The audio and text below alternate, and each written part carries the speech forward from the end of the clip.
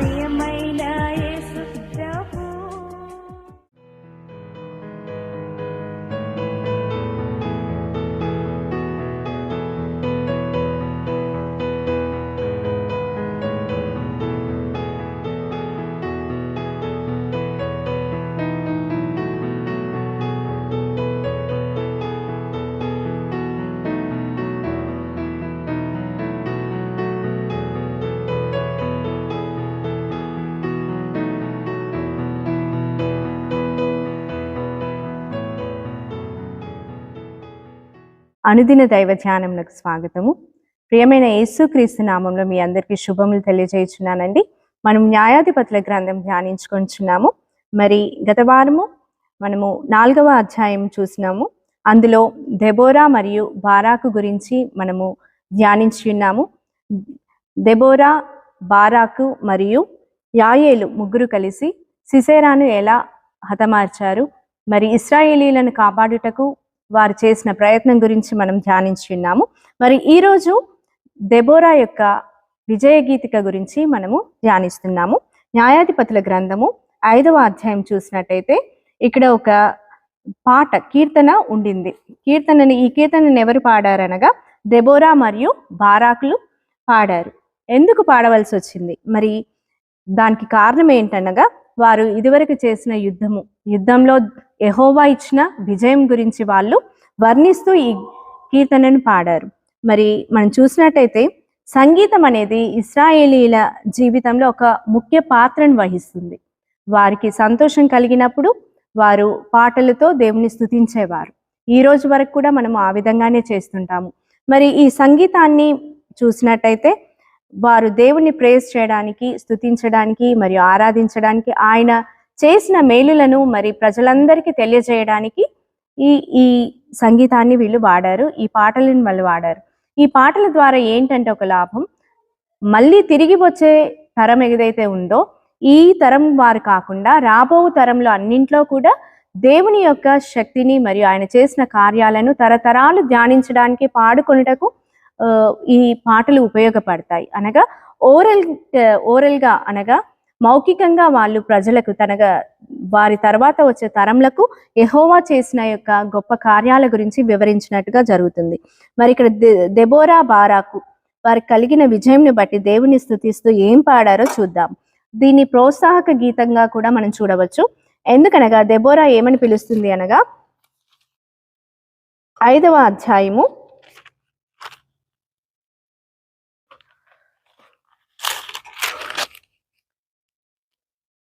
8వ వచనంలో చూసినట్టయితే చూడండి, ఇశ్రాయేలీలు క్రొత్త దేవతలను కోరుకొనగా యుద్ధము ద్వారముల యొద్దకు వచ్చెను. ఇశ్రాయేలీలలో 40,000 మంది, ఒక కేడమే గాని ఈటయే గాని కనబడలేదు.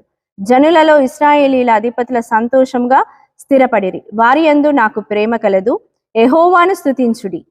దెబోరా మేలుకొనుము, మేలుకొనుము, దెబోరా మేలుకొనుము, బారాకు కీర్తన పాడుము అని ఈ గీతమంతా కూడా ఆలపిస్తున్నారు.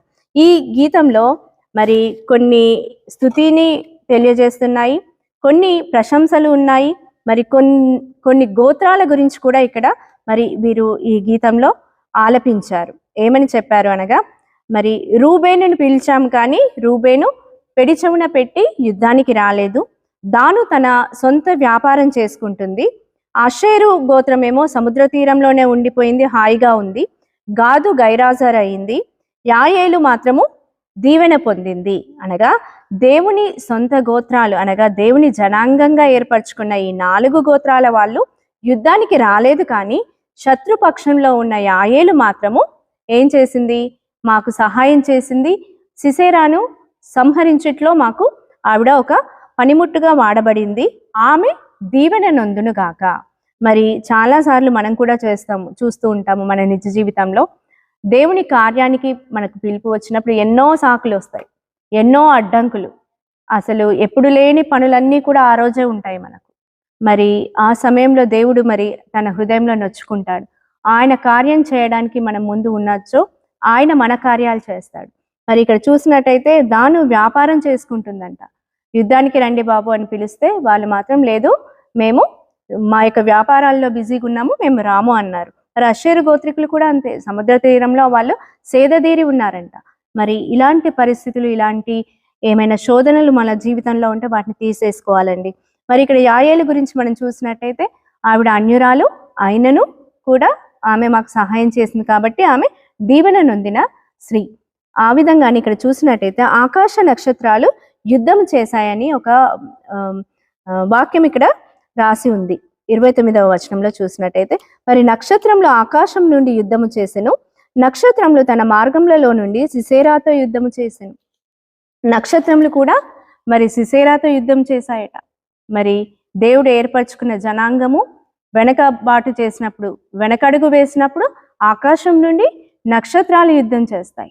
మరి మనం ఇక్కడ చూసినట్టయితే కృత నిబంధన గ్రంథంలో రాళ్ళు కేకలు వేస్తాయి, మీరు కేకలు వేయనప్పుడు రాళ్ళు కేకలు వేస్తాయని యేసుక్రీస్తు చెప్తాడు. ఆయన కార్యము ఎప్పటికీ కూడా ఆగదు. మనం కాదు, మనం చేయకపోతే మనలాంటి వాళ్ళు, మనకంటే గొప్ప వాళ్ళు వేల మంది ఉంటారు, కానీ ఆయన కార్యము ఆగదు. కానీ అక్కడ దీవెనలు కోల్పోయేది, శాపాలు తెచ్చుకునేది మాత్రము మనమే. మరి ఇక్కడ చూసినట్టయితే ఇక్కడ సిసేరా ఒక తల్లి, ఆ తల్లి హృదయం కూడా మనకు ఈ గీతంలో మనకు కనిపిస్తుంది.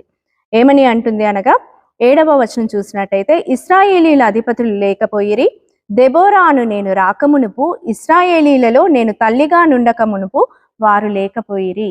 నేను తల్లిగా ఇశ్రాయేలీలను ఆదరించినప్పుడు వాళ్ళు చెల్లా చెదరై ఉన్నారు, గ్రామంలో ప్రజలు ఎవరూ లేరు అని మరి ఒక తల్లి హృదయం ఇక్కడ ఘోషిస్తుంది. ఆ విధంగానే మరి ఇక్కడ సిసేరా తల్లి గురించి కూడా ప్రస్తావన జరిగిందండి. మరి సిసేరా చెడ్డవాడేమో, కానీ సిసేరా తల్లి చెడ్డది కాదు కదా. మరి ఇక్కడ చూసినట్టయితే ఒక తల్లి తన కుమారుని కొరకు ఎలా ఎదురు చూస్తుంది, ఆ వర్ణన చాలా అద్భుతంగా ఉంటుంది. ఏమని ఉంటుందనగా, సిసేరా తల్లి కిటికీలో నుండి చూచెను, అల్లిక కిటికీలో నుండి చూచి కేకలు వేసెను, రాక అతని రథము తడువు చేయనేలా, అతని రథముల చక్రములు ఆలస్యమయ్యనేలా. నిజమే, తల్లిగా ఒక తల్లి మనసు మనకు అందరికీ తెలుసు. మన పిల్లలు బయటికి వెళ్తారు, బైక్ తీసుకొని వెళ్తారు, కార్ తీసుకొని వెళ్తారు, రాత్రి 8 అవుతుంది, 8:30 అవుతుంది, మనం ఇంట్లో ఉంటాం కానీ మన చెవులు ఎప్పుడు బయటే ఉంటాయి. బైక్ సౌండ్ అయిందా, ఆహా వచ్చేసారు, పిల్లలు క్షేమంగా ఇల్లు చేరారు. ఈ విధంగా తల్లి మనసు ఉంటుంది. మరి ఇక్కడ సిసేరా తల్లి గురించి కూడా దెబోరా బాధపడింది. ఏమని, రథముల శబ్దం రావట్లేదు, నా కొడుకు ఇంకా చేరలేదని సిసేరా తల్లి ఎంత బాధపడి ఉంటుంది అని ఆవిడ బాధపడింది. మరి ఇక్కడ చూసినట్టయితే దెబోరా మరియు ఇక్కడ బారాకు దేవుణ్ణి స్తుతించారు. దేన్ని బట్టి?